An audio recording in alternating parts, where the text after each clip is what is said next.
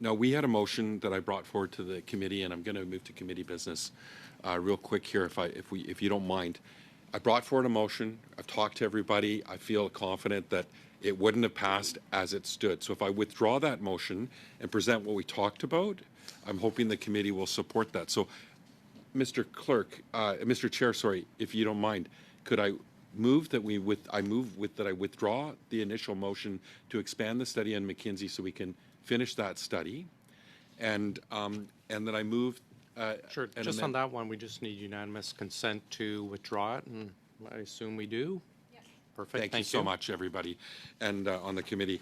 And I move that the committee expand its study on the outsourcing of contracts in public services and procurement by increasing the number of meetings in the motion adopted February 1st, 2022 to a minimum of 12 meetings, that the committee invite the most senior executives in Canada from McKinsey & Company, Deloitte, PricewaterhouseCoopers, Accenture, KPMG, and Ernst & Young, and that the committee invite additional witnesses to provide testimony, provided the parties each provide their list of additional witnesses to the clerk of the committee by 3 p.m. Eastern Time on February 14th, Valentine's Day, 2023, who the chair shall schedule in a manner that is fair to all parties. What a romantic Valentine's Day you have planned for Mr. We don't Johns. have to put that in the motion, Mr. Chair. Just put, Mr. Genuis, then Mr. just a point of order. If I understand right, this is a notice of motion, right? Because it can't be moved without notice, but it's a notice of motion, It can right? be moved. It's a matter at hand, so I think it is acceptable. It's a matter at hand, and I believe that's what I heard from the committee the last meeting, that there wasn't going to be an objection to this. Okay. I was just trying to understand. I wasn't. Yeah, it's a matter at hand. Okay. Mr. Jory? Thank you, Mr. Chair. I fundamentally don't have an issue with that, but my understanding is that we're coming to a committee business portion of our scheduling very soon, and can we delay the final decision until then? But from what I'm hearing is that there's very much aligned. My only concern is I really need to go back and get an understanding of what does this do to the production of documents. We just received over 50,000 pages for McKinsey, and some of the dates and some of the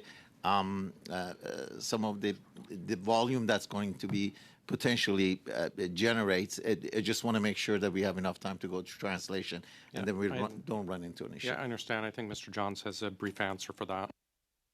Part of the reason why I didn't include it in the McKinsey study, so we're not going to be, asking public servants to spend 8 years on documents. That's my understanding. It was going to take. So there's no document there request. There is no documents.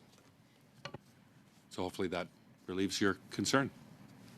Mrs. Vinola?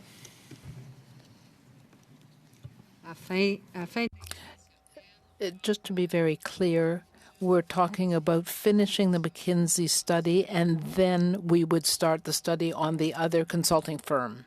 Is that correct? Yes.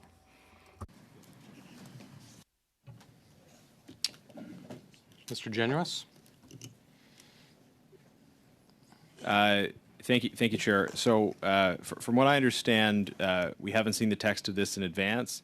We're inclined to be supportive in principle.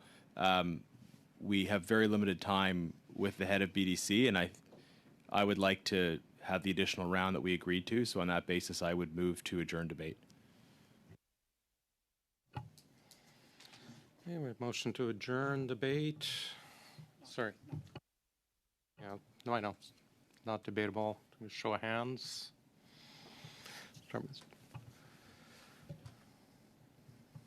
Yeah.